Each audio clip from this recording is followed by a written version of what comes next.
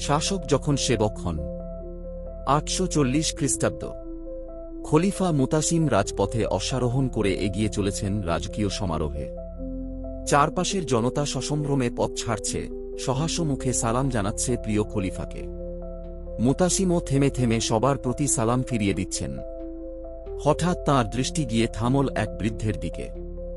বৃদ্ধটি দ্রুত রাস্তা থেকে সরে গিয়ে খলিফাকে পথ দিতে চাইলেন, কিন্তু তাড়াহুড়োয় তিনি হোঁচ খেয়ে পড়ে গেলেন পাশের নর্দমায়। কাদামাটিতে জড়িয়ে গেল তাঁর দেহ, কাপড় সব ভিজে মলিন হয়ে গেল। বৃদ্ধ উঠার চেষ্টা করছেন, হাত দুটো অজান্তেই সাহায্যের জন্য উপরে উঠেছে। ঠিক তখনই খলিফা মুতাসিম ঘোড়া থামালেন। রাজপথের মাঝখানেই নামলেন ঘোড়া থেকে।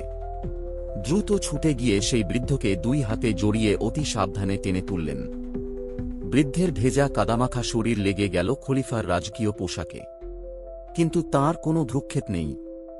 তার কাছে আসল কষ্ট ছিল নিজের জন্য এক বৃদ্ধকে এমন বিপদে পড়তে হয়েছে। খলিফা জানতেন তিনি শাসক, কিন্তু প্রকৃত অর্থে জনগণের সেবক। তাদের সুখস্বাচ্ছন্দ্য নিশ্চিত করাই তাঁর দায়িত্ব, কষ্ট দেয়া নয়।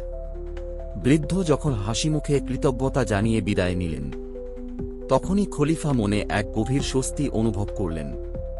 এরপর আবার ঘোড়ায় চড়ে যাত্রা শুরু করলেন তিনি তাঁর গন্তব্যের পথে।